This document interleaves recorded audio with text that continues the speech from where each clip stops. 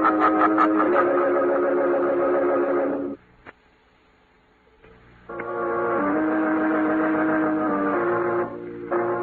Shadow, mysterious character who aids the forces of law and order, is in reality Lamont Cranston, wealthy young man about town. As the Shadow, Cranston is gifted with hypnotic power to cloud men's minds so that they cannot see him. Cranston's friend and companion, the lovely Margot Lane, is the only person who knows to whom the voice of the invisible Shadow belongs. Today's story, The Mark of the Black Widow.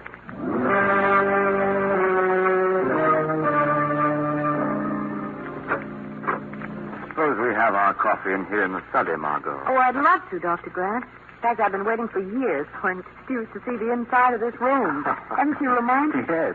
If I'd anticipated this opportunity, Dr. Grant, I'd have brought along my camera and notebook. I see.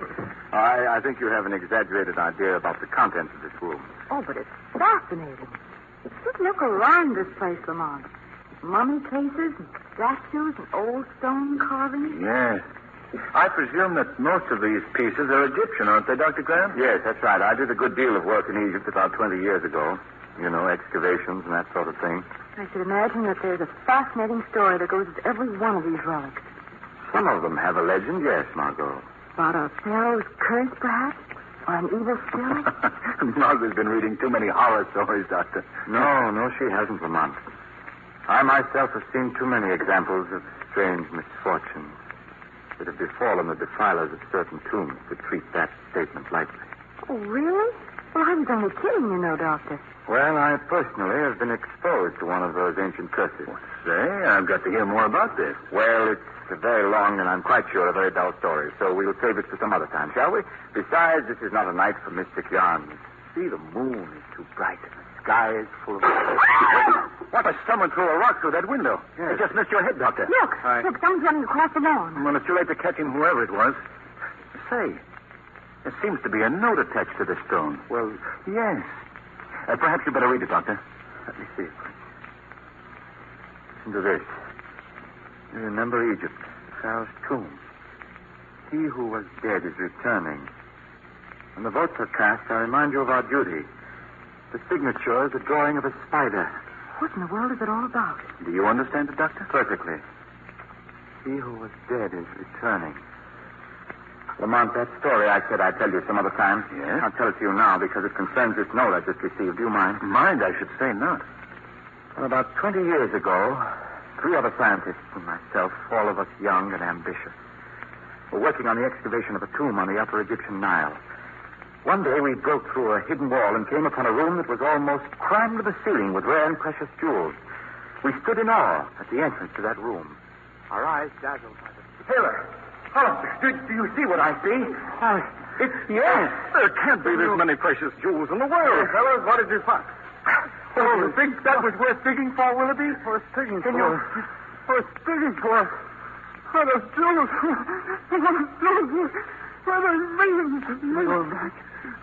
Well, what do we do now? What do you mean? Do we notify the authorities and turn this over to them? Why, yes. Yes, I guess so, of course. Why? What?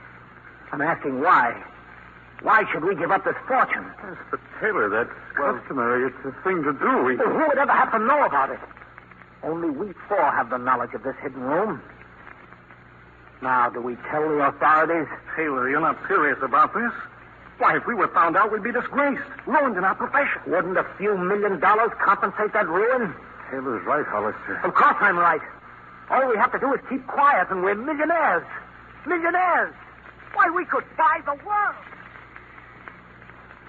So you see, Margot and Lamont, 3 of us did keep quiet, but Hollister talked. He told the authorities about our discovery.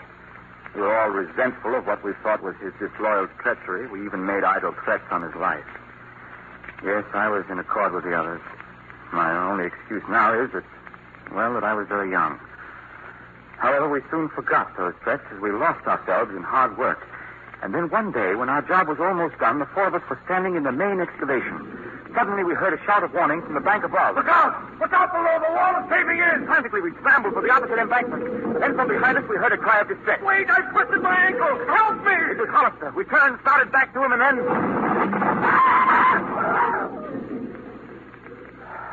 too late. Hollister was buried beneath that avalanche. Oh, how awful. Laborers dug for his body all that night and into the next day, but it wasn't found. The next evening, we sailed for the States. What a horrible death. No, you're wrong. You see, Hollister didn't die. What? We learned later that he reached one of the tunnels before the landslide occurred and covered him. And 3 days later, he emerged from the tomb alive. Well, that's remarkable. But say, that's part of the message then. He who was dead is returning. Exactly. Hollister came back to the States today. He's been in Egypt all these years. Done some remarkable work, too. What does the rest of the message mean? About doing your duty when the votes are cast. Well, you see, Hollister's name is up for membership in the American chapter of the Royal Order of Scientists. Perhaps he feels that we will blackball him because of our ancient grudge. Is it quite an honor to belong to the society? The greatest honor that can be bestowed on a scientist. Naturally, Hollister's anxious to get it. Then you think this message is from Hollister? I'm not sure. But he has nothing to fear. Neither Taylor, Willoughby, or myself have any ill feeling toward him. How does he feel about all of you? Oh, that's a different story. I've heard reports that he thinks that landslide was a deliberate attempt on his life, which, of course, is not true at all. Well, that explains everything in the message but the signature. Oh, you mean the drawing of the spider? Yes. Well, that drawing was on the wall of the room that was filled with jewels. The symbol of the spider is an ancient, never-failing Egyptian curse of death.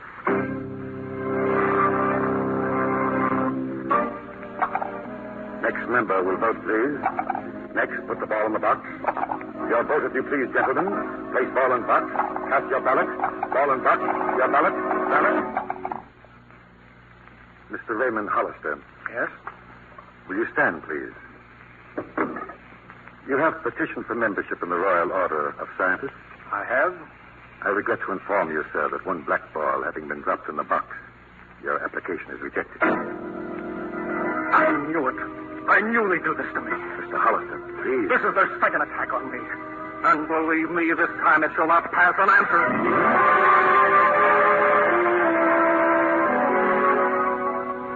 Lamont, I asked you to come here tonight to help Taylor, Willoughby, and me find Hollister. I see, Dr. Grant. Yes, we must find him. We've got to convince him that we were not responsible for his being rejected to our membership. You say, Mr. Taylor, that Hollister disappeared the day after the voting took place?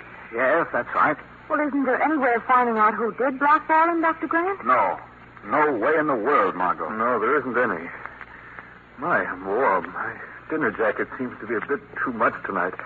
Grant, I think you should tell Mr. Cranston about Hollister's threat, too. Oh, yes, that's right, Willoughby. It seems the secretary of the club told us later that Hollister vowed vengeance against all three of us. Vengeance?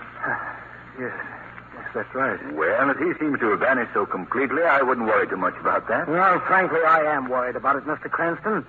Hollister's crazed brain is liable to seek complete revenge. Oh, I'm not worried on that score, Taylor. Are you, Willoughby? I say, are you, Willoughby? Oh, he's fallen asleep. Maybe it's the heat in that dinner jacket that did it. I can't say that I blame him. Such a sultry night. Willoughby, come on, old man. Wake up. Wait, gentlemen. The sidelights are poor. Put on that overhead light. Why? Why, what's the trouble? There you are. Willoughby. Willoughby. What's wrong with him, Lamont? Willoughby is dead.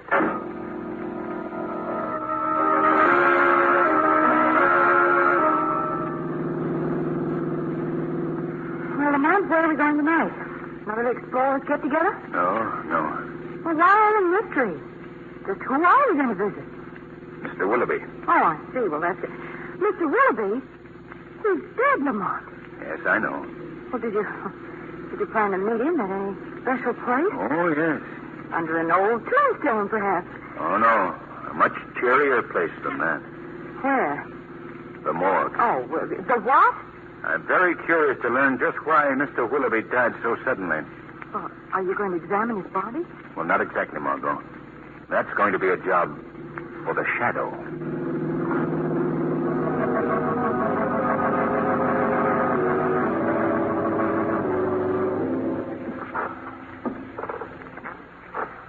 Well, you're all sleeping peacefully tonight, my pretty. Yes. I like to see that. It shows that we're all friends here. Yes, all friends, yes. Just sit down. I must open it. Oh, you're rather standoffish, my pretty. Oh, no, you're not too pretty, are you? But you see, I like the lids open so that you all may become acquainted. You're all brothers now, you know. Yes, brothers in debt. Whether you be rich or poor. Hey? Old man, Hey, what? What was that? Did someone speak? I spoke. Oh, who are you? I am called the Shadow. The Shadow.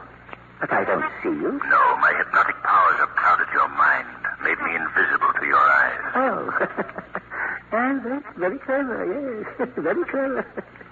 Yes, you're a remarkable man, Mr. Shadow. Take it on the word of the mall keeper. These bodies, all these bodies here, are they in your care? Oh, yes, of course. Among these bodies, is there one named Willoughby? He came here last night, died very suddenly. Oh, that one, yes. He's over there on that table. He was a heart case, you know. Have you yourself noticed anything unusual about the body? No different from the others. If you don't mind, I'd like to examine him myself. I don't mind if he doesn't. Now, let me see. Head untouched. No marks on neck, chest. Say, this gelatin substance on the chest, covering a little red mark. Have you noticed this before? No. I never paid much attention to those things in a routine case of death. In the future, old man, you should. Then you'd learn, just as I have, that this man's death was not routine. It was murder.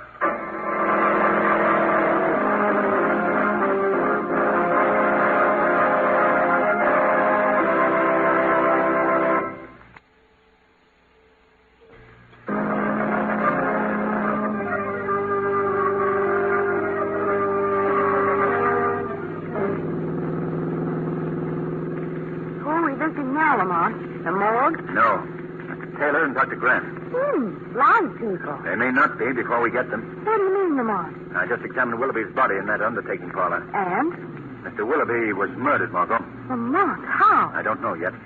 Then Hollister did carry out his threat. How'd you go, Margot? Too early to accuse anyone right now. Have you notified the police, Lamont? No. I didn't think it advisable yet. What makes you believe that Mr. Willoughby was murdered? A red mark that I discovered on his chest. A red mark that was covered with a gelatin-like substance. Oh, Lamont, come in. I left the door open. Oh, Miss Lane, I didn't realize that you'd come along. You must pardon my appearance, please. That's all right, Doctor. I've seen men in a shirt sleeves before. Come into the study. Taylor's here. I called him. Come along, Margot. Oh, good evening, Mr. Cranston. Oh, you too, Miss Lane. I Good really evening, Mr. apologize once more for my appearance, Miss Lane. It was so warm. I think nothing of it, Doctor. I have a dressing gown around here someplace. Knowing the doctor as I do, Miss Lane, he won't feel easy until he's properly attired. Here's your dressing gown, Doctor. Oh, thank you. Thank you, Taylor. There we are now. What is all this about, Lamont? Well, Dr. Grant, first of all, I have just learned that your associate, Mr. Willoughby, was murdered. Murdered? Hollister's making good his threat. It's too early to accuse anyone yet, Mr. Taylor. Our main concern now is to save both of you from meeting Willoughby's fate. Oh, is there really any danger? Yes, I'm sure there is. But, Lamont, how do you... Dr. Grant. Quick, catch him. He's falling. Dr. Grant, Margot, get that chair over here. Dr. Grant. He's dead. No. Oh, this is too much. I'm the last one left. I'm going for the police. Come back here, Taylor. No, I'm going to protect myself. Oh, that was a silly thing, but... Margot, come here. Yes? Look here. Do you see this red mark on the doctor's chest? Yes. The same gelatin substance, the same I found on Willoughby. But this time I recognize the mark. What is it? It's the bite of a poisonous insect. And unless I miss my guess, that insect is a spider. The ancient Egyptian symbol of death.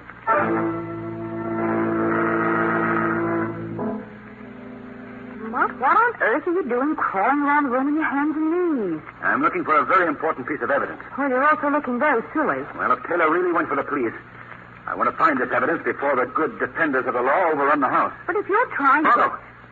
please stand right where you are. Why? Don't move. My evidence is on your shoe top. Oh, what is it? If I'm not mistaken, it's a deadly, poisonous black widow spider. Oh, look. Steady now. There. I've knocked him off your shoe top. Get me that ashtray, quick. Here you are. I want to catch it alive. Oh, you got him. He's under that ashtray. Oh, it's huge, isn't it? One of the biggest of the species.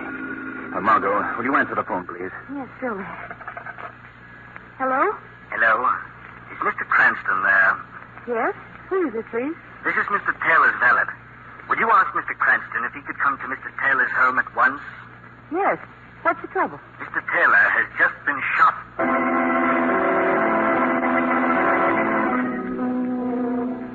Right this way, sir. Have you called a doctor? The doctor just left, sir. The wound serious?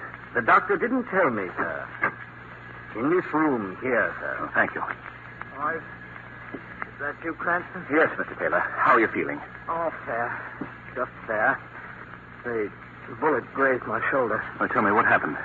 Well, I really don't know. I thought that you left us to go to the police. Yes, that was my intention, but when I left Dr. Grant's house, I saw someone lurking in a doorway across the street, and I became panicky and came right here to my study, intending to call the police from here. I see. And then what happened? Well, when I picked up the phone, something or someone was moving behind that curtain. I replaced the phone, and then the shot was fired. That's all I remember. I see. You didn't actually see your assailant? No, but it was Hollister. I know it was. Who else would make an attempt on my life? And may I see the wound, please? Well, the doctor said I shouldn't be disturbed. Oh, is this the coat you were wearing? Yes. You can see yourself where the bullet penetrated. The gun must have been fired at very close range, Mr. Taylor. The powder burns indicate that the gun was within a foot of your shoulder when it was fired. Yes, it was close. But I thought that you said that you were fired on from those curtains. They're all of 15 feet from the phone. Well, see here, Cranston, are you doubting my story? No, not at all, Mr. Taylor. I'm just trying to get the facts straight. Well, perhaps you'd better come back tomorrow morning. I can think more clearly then. Yes, that'll give you more time. What do you mean? Oh, nothing, Mr. Taylor. Not a thing. Good night.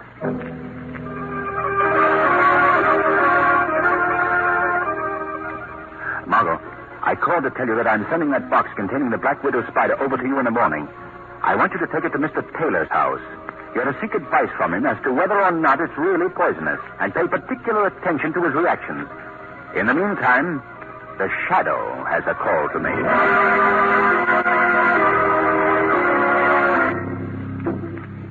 You say that you found this spider in Dr. Grant's study, Miss Lane?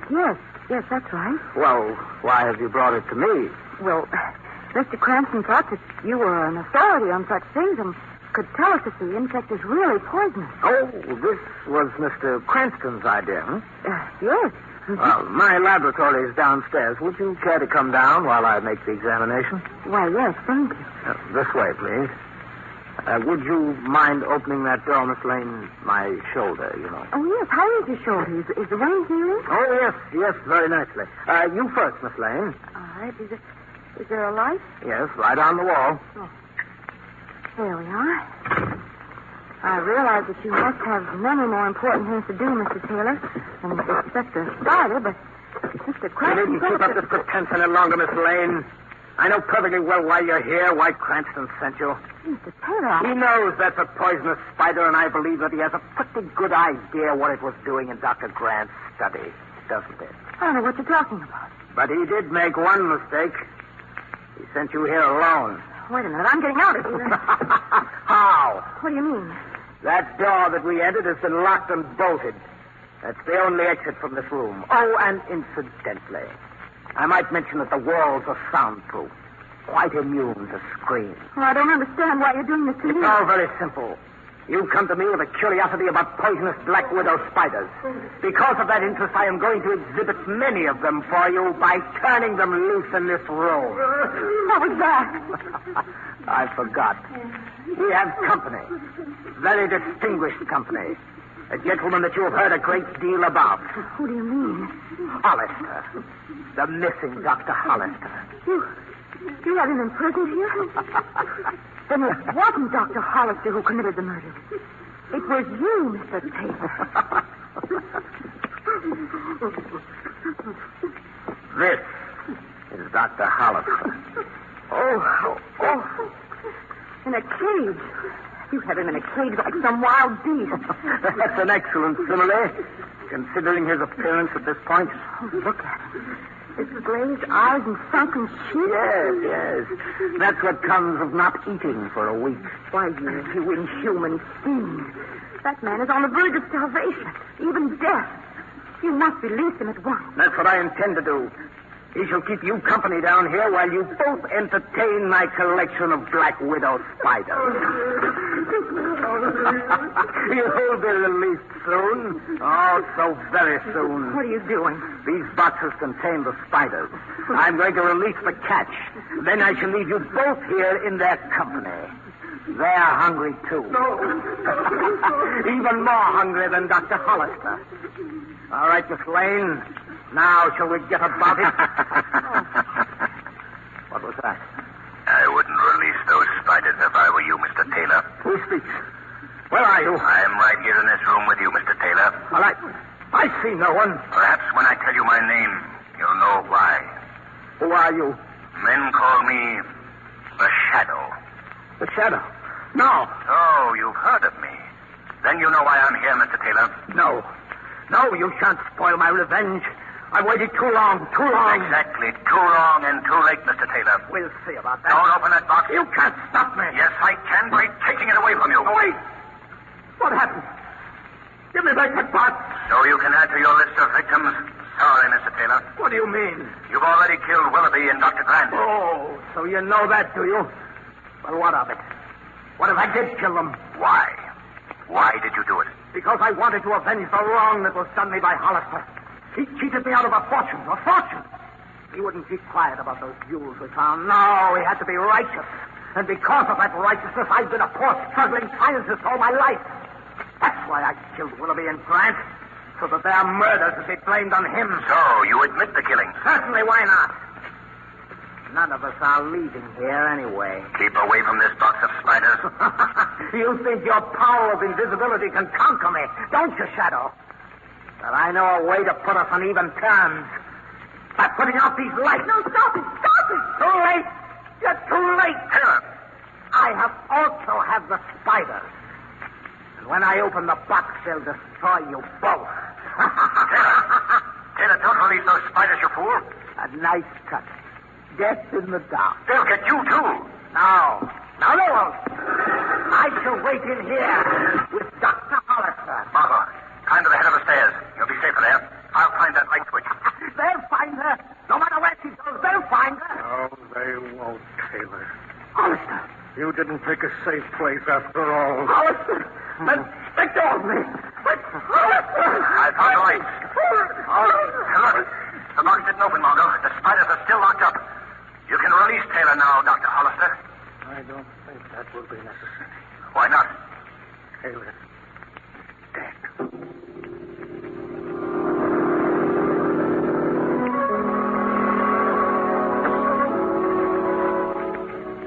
So you see, Margot, when I explained the whole case to Commissioner Weston, he agreed that Taylor's death should be listed as accidental. Now, how is Dr. Hollister? Oh, he'll be all right in a week or so.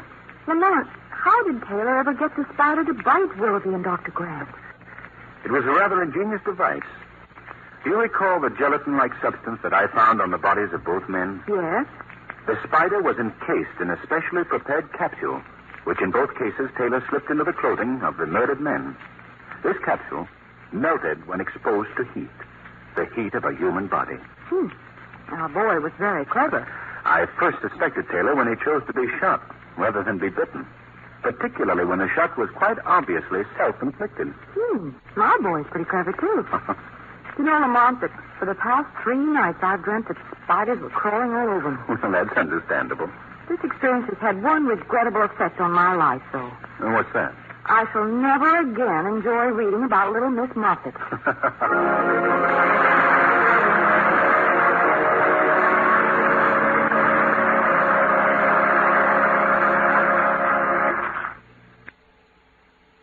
The weed of crime bears bitter fruit.